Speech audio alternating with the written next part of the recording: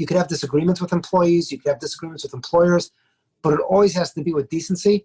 And even if you do end up raising your voice, sometimes people raise their voices, just in the heat of the moment, and you're looking to get a transaction done, and, people may lose their cool, but there's always got to be an exit rant. There's always got to be a strategy to be able to be close with your teammates. Your network is your net worth.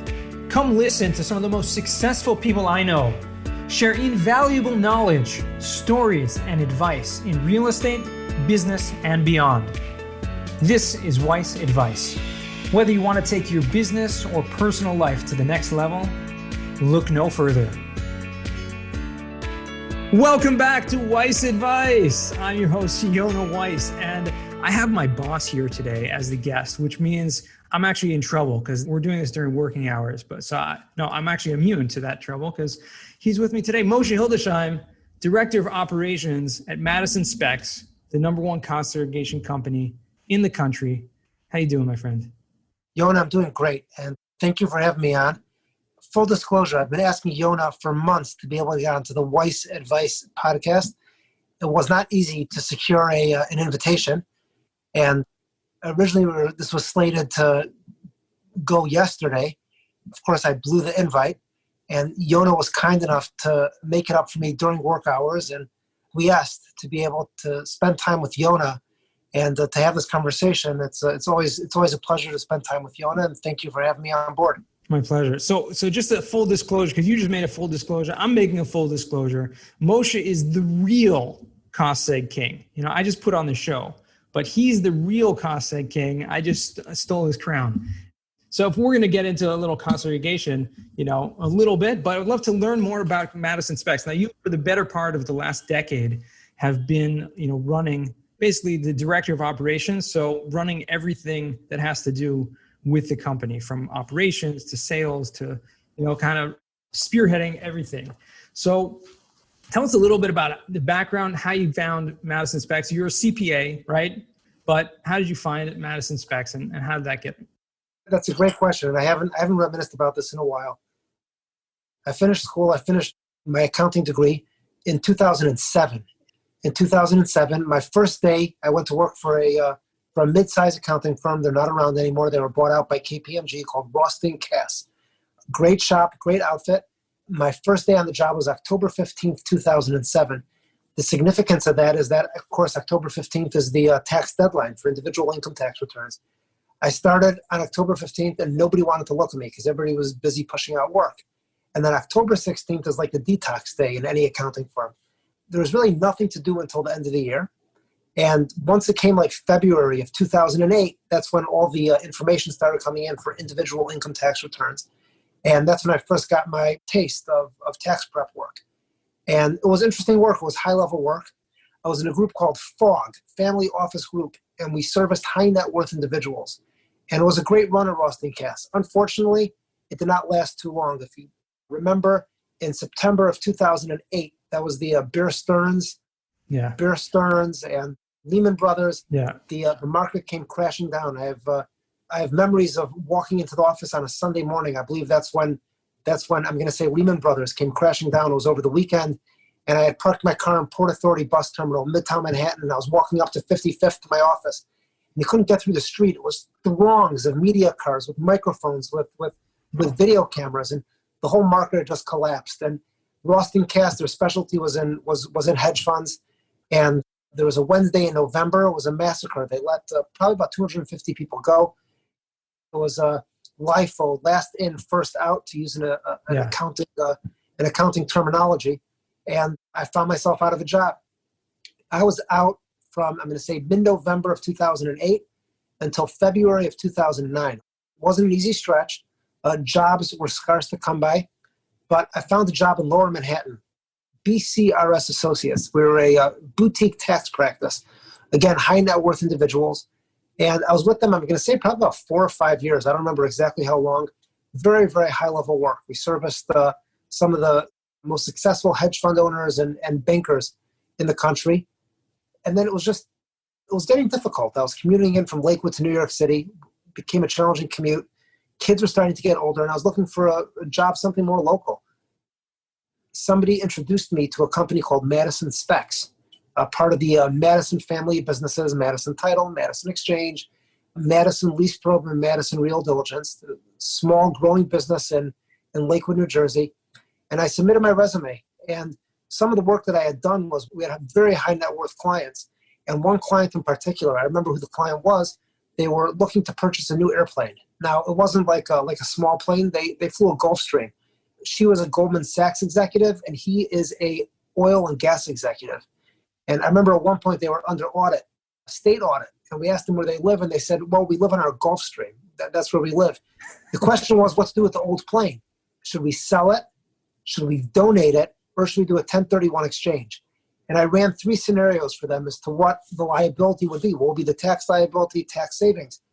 One thing that came into play was depreciation recapture. And I put that on my resume. I wrote in particular, involved in depreciation recapture structuring. And the folks over at Madison SPECS, Specialized Property Engineering Consulting Services, looked at my resume and they saw depreciation recapture. Wow, this guy must be a depreciation wizard expert. They called me in for an interview. And I said to them, really, I don't know much about depreciation other than I did this projection for this client. But we met again, and it took some time. And they gave me the job. And this goes back about 9 years ago, close to 9 years ago. And it's been a fantastic run. We've had a lot of fun. It was a small little company when I first started. And thank God, and again, it's all in the hands of God. The company's grown, and we've had a good run. The last 9 years, we've developed new practices, and we've reached in some new markets. And working together with Yonah and the rest of the team, it's really been a fun ride. And awesome. I'm grateful for that. So that's how I got to Madison, all about depreciation recapture on an airplane.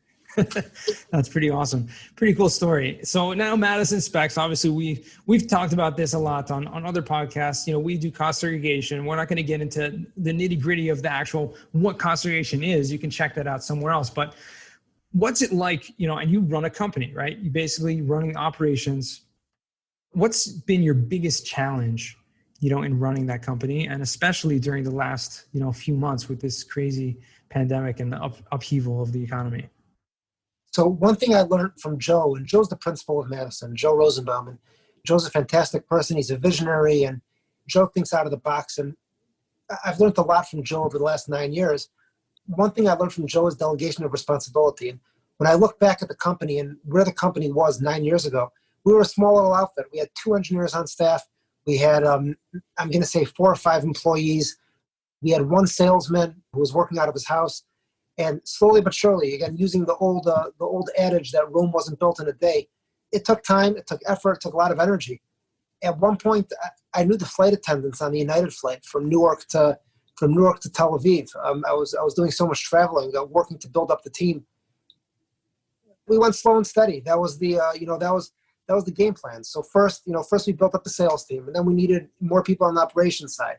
Then we hired a manager on the sales team. Then we hired a manager on the operations team. Then we hired a manager on the engineering side. So, slowly but surely, the whole company came into focus, came into play. And looking back at the last 3 months, we're blessed. We're always blessed. But COVID hit on March 15th, pretty much. I think that's pretty much when the world came to a standstill. It was mid to end of March, and Our busiest season has always been March. January, February, March. So we're grateful that at least we're at a stopping point when COVID hit, and most of our work for tax season of 2020 had gone out. Unfortunately, the gut reaction was just there is so much uncertainty in the world. We put a lot of people on furlough. And slowly but surely, we're bringing everybody back one at a time. We also spent the last 3 months just revisiting the business from the ground up and looking for synergies, looking for efficiencies. What can we do better? What can we do quicker? What can we do easier? And as the next couple of months move on and we try to roll out some of these new initiatives, many of them have been rolled out already. It's very exciting to see how we increase productivity, increase workflow, and really, again, as everything's client focused, really just get the best and most suitable product back to our client. Yeah, and I thought you were going to say your biggest challenge is dealing with me. I mean, that's Yonah, you're a pleasure. You're a pleasure. Some of my fondest. We had Yonah by us for a weekend, once or twice. Yonah, how many times did you come by to us for a weekend? I think it was only once. Once. You owe us a second time. But yeah, in all seriousness, I mean, you mentioned a couple, some new kind of tactics, some new initiatives that are rolling out that have kind of helped in streamline the processes and things like that. Anything you want to share with us, particular that we've done to? One thing, as we move through 2020, and today's June 24th, and top of the news today is that they're requiring any visitors from Florida that come to New York and New Jersey to quarantine for 14 days. We're going to a contactless society. People don't want to be on site. People don't want to see people. We're developing technology, be it through an app, be it through other methods, where we're going to be able to visit an entire property and get any information that we need for a cost segregation study from the comfort of our own desk. Right. So we'll be able to take a skilled nursing facility, use the administrator, take a multifamily property. We'll be able to use the on-site manager. In an office building, take somebody from maintenance. We'll be able to walk that entire property virtually. We're calling it the Smart Tour. And that's exactly what it is. It's a smart tour. It's a safer tour. And it's also a cleaner tour. It's going to be contactless. You're not going to see any people. As it relates to carbon outputs, there's not going to be any more, we're going to slow down on airplane travel and car travel. And it's going to create efficiencies as well, because we're going to save all that time getting on site. We'll be able to turn around your project quicker, easier, right, and more efficient. Right. So as opposed to what we've been doing until this point is having, one of our engineers, and we have a whole team of engineers at this point, going and traveling, and booking flights and scheduling. And, we work in all 50 states, right? So, and just to give a little bit of an idea of what that means in terms of the operations and the volume and the sheer volume, in 2019, how many studies did we put out? We did about 2,800 studies in 2019. Okay. In all 50 states. So we've touched all 50 states, including Alaska, including Hawaii, North and South Dakota. Not a lot of activity in those states, but we've done work. We've done work in those states. It's interesting. At one point when I first started, so that was during the oil boom, during the shale boom, when it was oil shale. People were building new apartment complexes in North Dakota, and the rent prices were as high as New York City. It was in such high demand. Of course, that slowed with the price of oil coming down, but we were sending people out to North Dakota. It was in the dead of winter, and those were good projects for us. But yes, we've done work in all 50 states, all property types as well, Yonah. So we've done every asset class. What's the most interesting property you would say that we've done? So I think today, from the more we're finding very common, there's a lot of marijuana warehouses. It's a very popular asset class today. We're seeing a lot of that. As states move to legalize marijuana, many states already have. But every property is interesting in the sense that, and I'll explain to you why, because for every property owner, there's no property more important than their own. And we always try to look at everything through the view of the property owner. So you ask me what property has been the most interesting. I look at every property as if it's my own, because that's the way the owner looks at it. We want to get the best job done, right, and we want to get the most benefit back to the property owner. We've done some interesting properties. We've done some malls. We've done a Dick's Sporting Goods. It was their corporate headquarters even, where there was real stuffed animals hanging on the walls. That was a challenge. Taxidermy, where that was challenging to price out. But we've seen some interesting properties. We've really seen it all over the course of the last 10 years or so. Yeah, absolutely. And I mean, I just want to speak to, again, the sheer volume of 2,800 studies being pumped out in a year. And now we're going to be able to be a lot more efficient, because a lot of the travel time, right, that the engineers were taking, and the scheduling, and you only have so many boots on the ground. You can get people to places. Now we're going to be able to probably, I don't want to necessarily 10x that, but definitely increase the volume by a tremendous amount. 100%. That's the idea. And we're seeing activity ramp up in the U.S. and there's a big pent up demand from the last 3 months where people had sat out and people sat on the sidelines. As retail reopens, as office space reopens, we're excited. We're excited about the third quarter and fourth quarter, and let's see where things head. And for us, I think it's really interesting because there's going to be a lot of repurposing of properties happening. Maybe office buildings turning into apartment complexes, maybe hotels turning into apartments, maybe it's turning into self-storage. I know we have a client that just did a shopping mall and took a shopping mall and turned it into a self-storage facility. right? There's a lot of repurposing, and that's great for us because we look at, the new acquisition, right? The new owners. Doesn't matter if there's always going to be activity. There's always going to be volume activity in the market. So, some people are winning, some people are losing, but, in the end of the day, cost segregation always wins. What are you seeing, Yonah? In your conversations with property owners across the country, what are you hearing? What are you seeing? What are you feeling?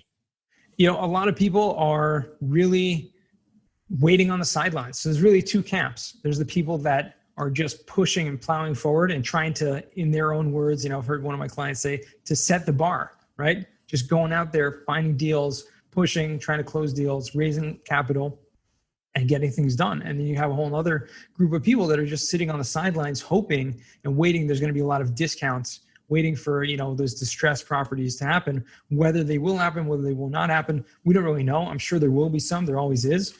But so you have another camp of people that are just, sitting on the sidelines, waiting for that to happen. And then I guess there's a third camp of all those people, whether it be private, family offices or high net worth individuals that have been just stockpiling cash for the past 5 years, waiting for the market to crash and waiting for opportunities to come up, and they're the ones really jumping on a lot of the opportunities right now. But it seems like, and what I keep on seeing on CoStar and other information sources, is that, thank God, rents have been pretty consistent. People are still paying on time, and people are holding in there. Even the office landlords, they don't seem so concerned. Do you think that after everybody's been working at home for the last 3 months, people would adjust to a new normal? I know for myself, and I know that I'm more productive in the office. I'm sure there are people that are more productive at home. I know you worked at home for a little while. I know some members of our team worked at home for a little while. Where do you see office space going? I know you mentioned that stuff can be, space can be repurposed, but do you think these big box buildings, take 6th Avenue in Manhattan or LaSalle Street in Chicago or some of the space in San Fran, do you think people are going to come back in droves? Do you think people are going to be hesitant to come back? What's your thought about that, Yonah? In my opinion, I think it's going to be like a lot of major population shifts, a lot of migration, people out of big cities. A lot of big corporations, what I've been reading and hearing from people is that they're very comfortable with this remote working. And, I think this is going to be a huge shift that now you have. I heard yesterday that before COVID hit, like the daily, usage of Zoom was about like 3 million people a day or something like that. Now it's over 100 million users a day. So, wow. It's happening to the point where companies, big corporations are becoming very comfortable with the remote work. So with that, comes that population is going to start shifting. Markets outside of the big cities are going to start developing a lot more. People are going to be moving out of the big cities. They don't need to live there anymore. They don't need to pay 3-4 times the rent that they could if they were living, somewhere kind of out of town. And, we already see the population moving out of New York to a pretty high volume. You're saying it's all about the suburbs. That's the future is all about the suburbs. Yeah, suburbs and these tertiary markets are going to start booming.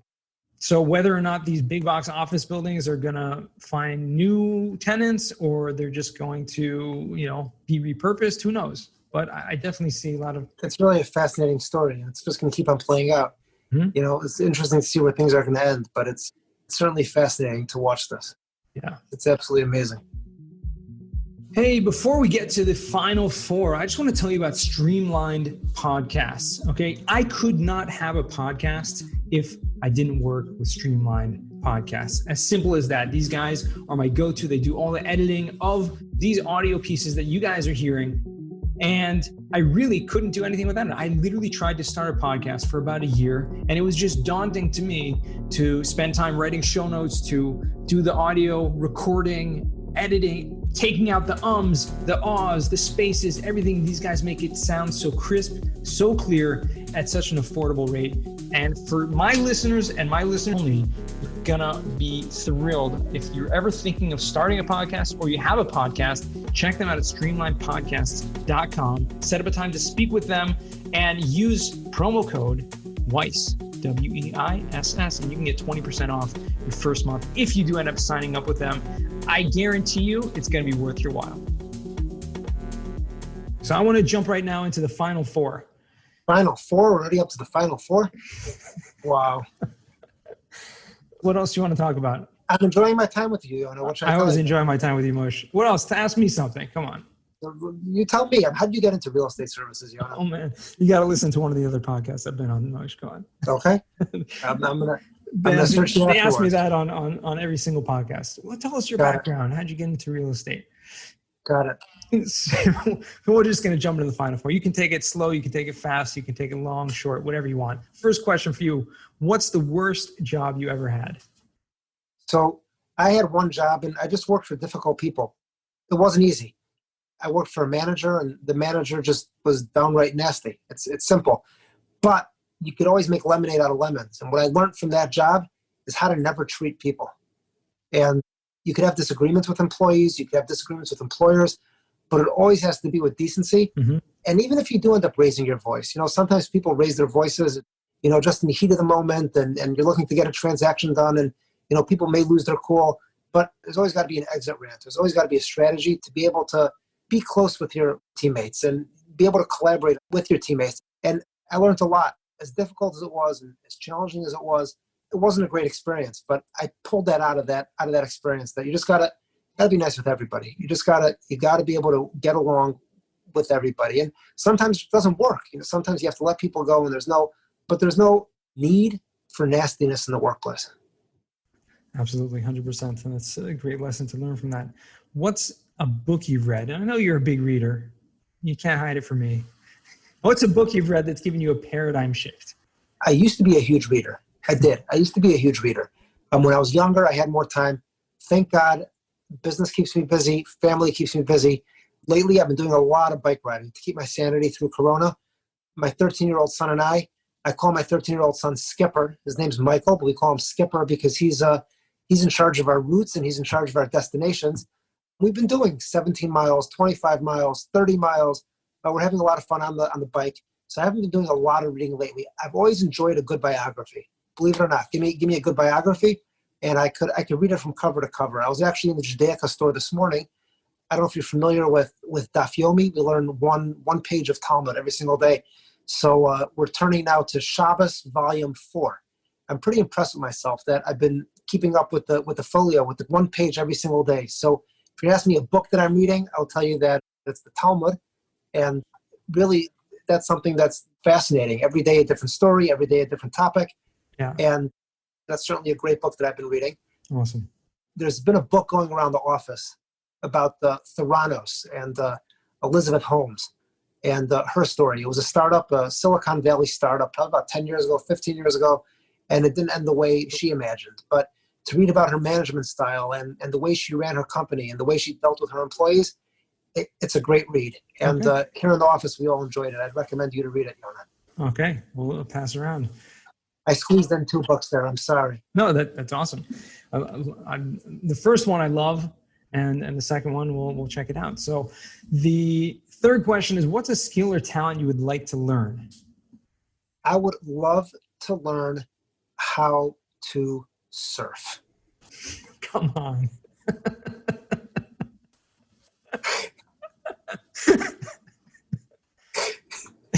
Either surf or become a professional bowler. One of those two. You ever go to the bowling alley and you watch these people and every single one is a strike. By the time they're done bowling, they're at like 470 points. I go bowling with my kids. Now, of course, the bowling alley has been closed for the last 3 months. I walk away with 30, and that's with the bumpers. So it'll be a nice outlet. It really would. Okay. Sounds good. Maybe for your birthday, we'll get you bowling coaching lessons. And our fourth and final question, Moshe, is what does success mean to you? Success is seeing a happy family and a happy staff. And that's really what success is. Success is to be able to work with a team and finish off every day, finish off every week, finish off every month, and to be able to see that people are satisfied, people are happy. Yeah. And it's in the workplace and it's at home as well. Look, everybody's faced with challenges, and especially now during this Corona environment, every family living in close confines and people at work, whether volume is as high as usual, whether volume is a little bit lower, you're going to have up weeks, up days, down days. But the reality is to meet those challenges, and again, with a smile on your face, which, Yonah, you're so good at, and just to make sure that everybody's happy. Look, if everybody's happy and the people you surround yourself with are happy, then by proxy, you're going to be happy as well. And that's really where I see success. Awesome. Couldn't agree with you more. Moshe, where can people find you if anyone wants to reach out to you? 732-725-7544. You could also send Yonah a message on his LinkedIn page. One day I'm going to figure out how to work LinkedIn like Yonah. You posted once. I did. I posted once. We had a picture together at the NMHC in Orlando, and that was a great time. And looking forward to spending some more great times with you, be it on this side of the Atlantic, the other side of the Atlantic. But it's always nice spending time with you, Yonah. And again, thank you so much for having me on. Thank you for having me on board today. My pleasure. It's always a pleasure speaking to you, Moshe. Every day, it's one of the highlights of my day. So thank you again for joining us. And thank you to our listeners for tuning in once again. I hope you got a lot of value out of this, learned a little bit more behind the scenes. And remember, the best advice comes only when you ask. Real quick, I have one question for you. Did you like this episode? If you did, I want to ask you a huge favor. See, the biggest thing that helps this podcast grow and that will spread this message to the whole world is that if you leave a review, a rating, and subscribe to the podcast. What that does is it basically tells the platforms that this podcast is out on is that you like my stuff and I'm doing something right. So take a few seconds out of your day, hit that subscribe button, leave a rating or review. I would be extremely grateful. Also, I want to hear from you guys. So I want to hear some feedback. If you have any questions for future episodes, please find me on LinkedIn. Send me a DM, a connection request, Yonah Weiss, and I'd love to hear from you.